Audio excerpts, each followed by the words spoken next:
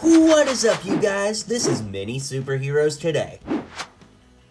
And in today's video, I'll be showing you how to build the main characters from Morbius using 100% official LEGO parts and pieces. Now, as you can imagine, there's a character that shows up at the end of this movie that is probably the highlight of the whole movie, and I'm gonna do the same thing here. You're gonna have to wait till the end to see that character, but with that being said, let's get into the video. I know that this movie is not a fan favorite, it's certainly not my favorite, but it's an excuse to talk superhero movies and make some LEGO customs, so why not take advantage of that and get right into it, starting now. Up first, we of course have Michael Morbius. He spends most of the movie wearing a black hood over his head, so it made sense to use a black hood piece here. Then, of course, the face comes from Snap Wexley from the LEGO Star Wars sequel films. I think that face works pretty well for Jared Leto, if I'm being honest, with that black beard. Moving down, the torso comes from Harry Potter from the LEGO Harry Potter collectible minifigure series. I do wish that it was like a black hoodie, but honestly, the gray doesn't bother me all that much. I'd be curious to hear what you guys think in the comments below. Then moving down, I just gave him some black legs. Next, we have Dr. Bancroft, and to build her, I actually used the arms, torso, and head from Barbara Gordon from the LEGO Batman movie. Of course, I did have to put some flesh tone hands on there to match because Barbara Gordon had black gloves. I just put some light blue jeans on there to kind of break up the color, and the hair comes from Vicky from LEGO Friends. A lot of people don't know that the LEGO Friends line, those hair pieces actually fit on minifigures, and in a lot of cases, they add a lot of great style, so I really like that. So if you took nothing else away from this movie, at least you get to know that we can use LEGO Friends hair pieces on minifigs. Up next, we have Milo, who is played by Matt Smith and was probably the shining star of the movie, if I'm being completely honest. Since Matt Smith was the Doctor, and the Doctor exists in LEGO form, I used his head for this custom. Just works out perfectly. The torso and legs come from Ross Geller from the LEGO Friends the TV series Central Perk set. I gave him some swooshed back brown hair and a walking cane to round out the figure.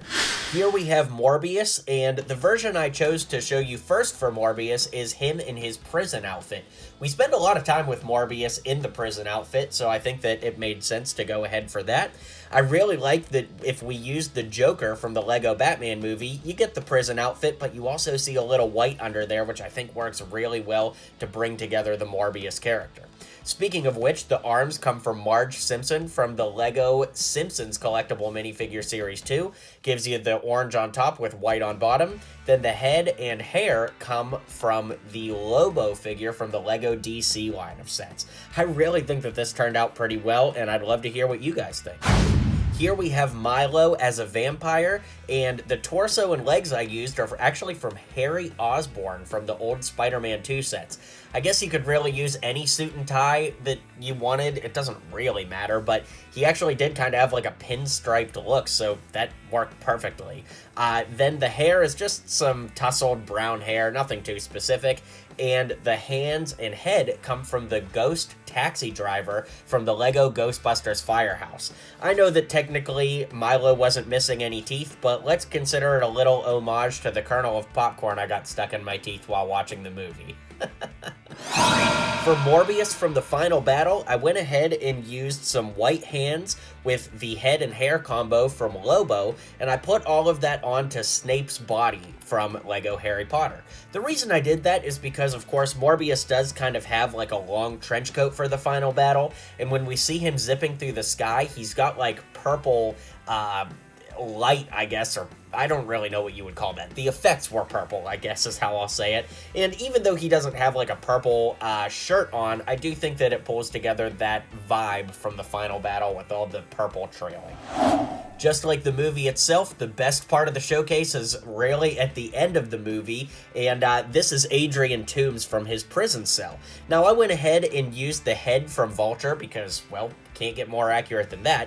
I gave him some swept back gray hair. Now, I already feel like a lot of people will say to use kind of the receding hairline from like Captain Stacy or something like that, but honestly, his hair's a lot shorter in this scene, so I figured I'd go ahead and use that just to change it up. I gave him some white legs and the torso from Han Solo. And you knew it was coming. At the end, I used Vulture from the Spider-Man No Way Home line of sets. It's just as accurate as we're gonna get. I really don't understand how Vulture got his wings in this universe, though, because in the MCU, they're made with Chitauri tech, so how did he get them in the Morbius universe?